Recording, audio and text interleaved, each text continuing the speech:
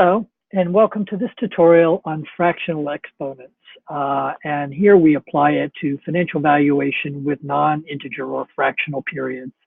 So this is getting even trickier. So this will be our third and last tutorial dedicated to exponents. So let's start with some basic math concepts. So a square that has, of course, equal length sides of L will have an area of A. And if we know the length L of the sides of the square, we can obtain its area A by basically squaring it. And that's indeed where the term squared comes from. So A will equal L to the second power, or L squared. And if L were 5, for example, A would be 5 squared, or 25. Now, we can actually do this in reverse, in a sense. Let's say we know the area A of the square, but we don't know the length of the sides, L. Well, the length L is the square root of A, and that's represented by this symbol like this. And so, for example, if the area was 25, we would say the length of the sides, L, is going to be the square root of 25, and that's 5. And we, of course, know that that will be the length that, when multiplied by itself, will give us back the 25. And you can do that on your calculator as well using the square root key. We'll see that in a minute. Now, there's, of course, 3 dimensions in our world. So we can imagine a cube, which is has 3 dimensions. There's a length in each of the 3 dimensions, and we want to know the volume of the cube, and that is calculated using this expression here: v equals L to the third, or L cubed. So if each length L were 5, the volume of the cube would be 125, and usually the V units would be 125 cubic inches or cubic feet, depending on how L was being measured.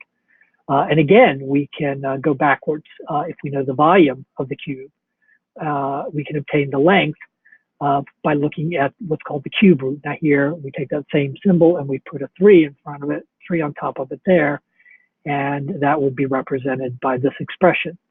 So if V were 125, what we got up here, and we wanted to know what L, we would say, all right, the cube root of 125 is 5. So that is basically the number when multiplied by itself 3 times will give us back the 125.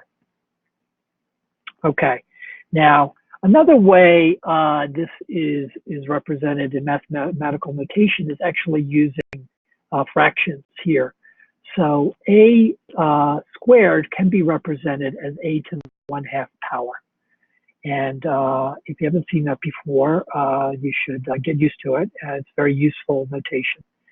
And recall this relationship from the previous tutorial, where we'd shown that V to the M to the power is equal to V to the M times N. Well, we're going to use that to help with our intuition here. So remember, the square root of A is the number when it's multiplied by itself actually gives us back A. So square root of A squared will be A. But let's look at it in terms of this other notation, A to the 1/2 power. So we have A to the 1/2 power, and then that is taken to the second power. Well, using this relationship here, we say, well, that's the same as A to the 1/2 times 2. Well, that's 1. 1/2 times 2 is 1, so A to the 1 is A. So that's another way of representing this. And same thing with cubes. So if we had our volume V to the, when we were looking at the cube root of that, we could represent that as V to the 1/3 power. And again, we could take our cube root to the third power. We know that's going to be V, but if we represent it with this new notation, V to the 1/3, we see V to the 1/3 to the third power. Well, okay, that's equal to V to the 1/3 times 3. Well, 1/3 times 3 is 1. So V to the 1, that's 1. Okay, so again, you can see where that comes from. And while our world only has 3 dimensions, our imagination has an infinite number of dimensions, and there are many problems where we need roots greater than 3. And so we can use the V to the 1/n to represent those. So the nth root of V is basically the number that when taken to the nth power gives us v back again. So this is some kind of hypercube if we were thinking of physical objects, but it turns out we'll be thinking about compounding interest actually. So v to the 1n, using the other notation to the nth power is the same as v to the 1n times n. So this should be getting pretty easy by this point. V to the 1, that's 1, so that is where we get v again. Now, it turns out we can actually have fractions, fixed fractions, or fractions with other things in the numerator besides 1. So we can have v to the 3/2 power. We might even say v to the 1.5 power, but let's represent it as a ratio, v to the 3/2 power. Well, we have to say, well, that is basically the square root of v to the 3rd power. And it's easier to see it if we think about it here, v to the 1/2 to the 3rd power, because we know that is equal to v to the 1/2 times 3. So we're kind of going this way on this side. And we can see the intuition of why and what v to the 3/2 means. So it's basically the square root of v to the 3rd power. And we can even generalize that further, and we can say, well, what if we have v to the m divided by n? So that's basically saying the nth root of v to the mth power. And this is the intuition, again, for that. Same as we've been doing here, but just using variables. So it'll turn out that we actually need to use this in finance, and we'll see.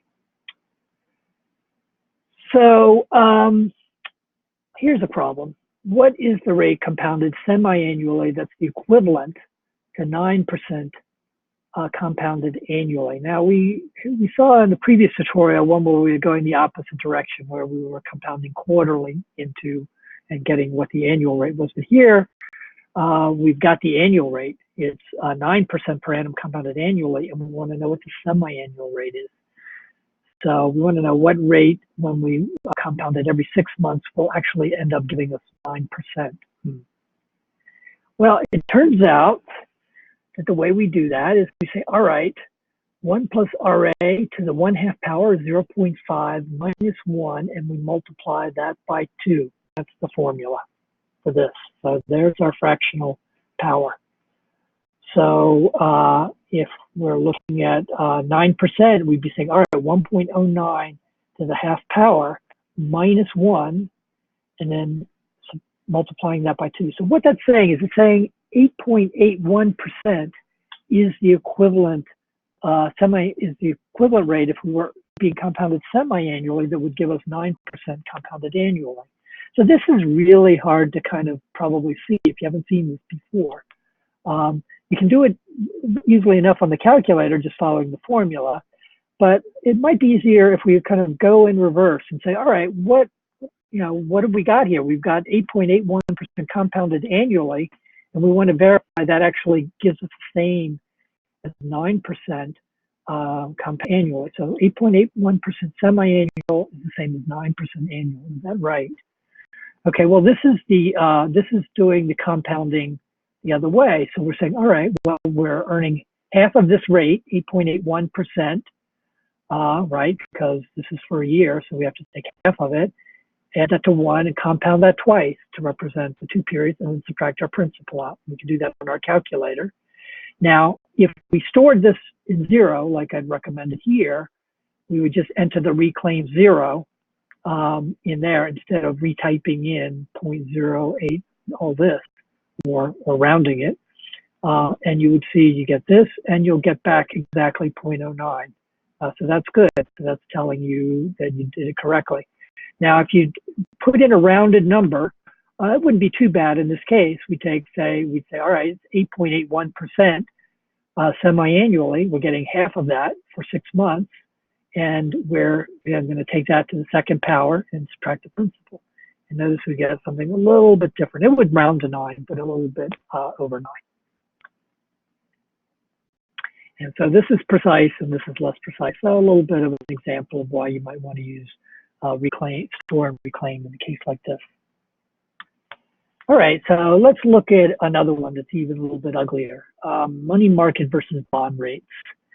So the way money markets are quoted is they're quoted on what's called simple interest. So a bank CD, standing for certificate of deposit, might pay 9% per annum interest, and it's not compounded, and it's going to be simple, and it's based on a 360-day year, and it means they're basically assuming that the year, for purposes of the calculation, are 360.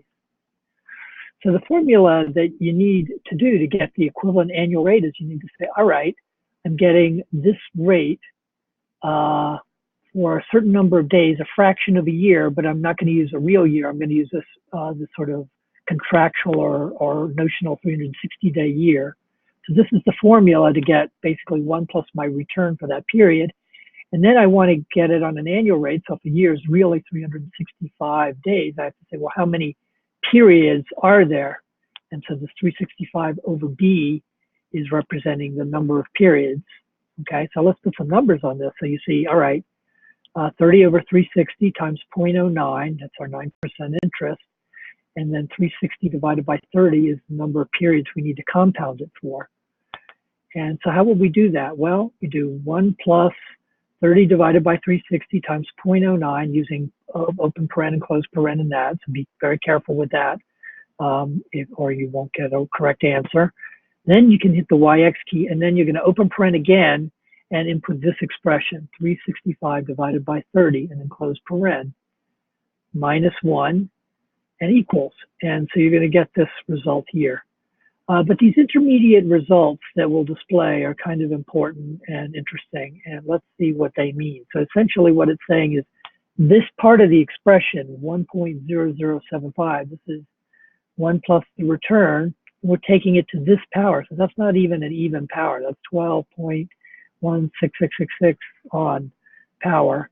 But you know what? Calculator has no problem with it. And this is actually financially the right way to do it. And this is the formula that you will need to be dealing with when you are looking at money markets and making their, converting their interest rates into bond equivalent or annual yield. And so in this case, we get 9.252% if we were rounding it to 2 decimal places in percent. And then let's look at another application. Here, suppose we have annual returns on investment portfolio, but they're not the same every year. This might be a stock portfolio. So we get plus 20% in year 1, that's a good year. We get plus 25% in year 2, that's a good year, and minus 40% in year 3. Bad year. So, well, you might look at this and say, well, we're probably ahead. We got plus 20, plus 25, and we're down 40. What's the average annual return? So we want to know sort of what rate of return per year evenly over the 3 years would give us the equivalent amount of money at the end of 3 years. That's what the question is asking. So essentially what we would do here is we take 1 plus the first year, 1 times 1 plus the second year, times 1 plus the third year. So we're essentially compounding these 3 different returns. So that's why we can't use exponents, because they're different. And then we're going to take that to the 1/3 power so that we see what would be the equivalent for 1 year, and then subtract 1 to subtract our principal. So if you don't understand the finance behind that, that's okay. The important point at this point is to see, all right, this is the kind of problem you're going to have to deal with, and can you actually calculate? Say 1 plus 20%, 1.20 times 1.25 times 1 minus 0.4 to the 1/3 minus 1. So how do we do that? Well, open paren, 1.2 times 1.25 times, and then here, if we could do it in our head, no, it's 0.6, but to be safe, we'll do 1 minus 0.4, close paren, and then close paren again. So we're going to then, that will be valued, and that'll show up on our calculator as 0.9. We then hit YX to 3, and then we want to do 1 over X because we don't want to take it to the 3rd power, we want to take it to the 1/3 power. So just like we did with negative exponents, if you hit the 1x key after the 3, it'll convert that to 1/3 and then subtract 1, and you will get this result, minus 0.0345 and some decimal places. So that's very interesting. So that's basically telling us that we're losing money on average over the 3 years. And you can kind of see that by looking at what's in here. You see that it ends up less than 1. So 1.2 times 1.25 times 1 minus 0.4. At the end of 3 years, we're actually less than 1. So that means we've lost money. So our intuition wasn't right. So always good to do the calculations. So you should verify that you can do again for this or even any of the previous problems. If you're finding the finance or the reasons for the calculations confusing, I wouldn't worry so much about that at this point. The point of these exercises is to make sure that you are good with your calculator and you can actually execute properly on the calculator. So let's summarize. We've seen in this third tutorial on exponents, dealing with fractional exponents, that exponents can also be fractions, so non-integers. So it's not just positive versus negative. We also got integers. We've got fractions to deal with. These non-integer exponents are used in finance, and they're used a lot because cash flows often aren't on even integer periods of time. And so we may need to do valuations for that, or we may need to reflect equivalence between different compounding conventions, as we just saw. And so if you need more work with this to understand not the finance, but the math of fractional exponents, I would refer you to this Khan Academy link. And again, here I would go only through quiz 2 to cover the material that we needed. And you can do just the quizzes, or you can do quizzes, videos, and practice problems, and do only as you need to understand the math properly. So that's it, and thank you for listening.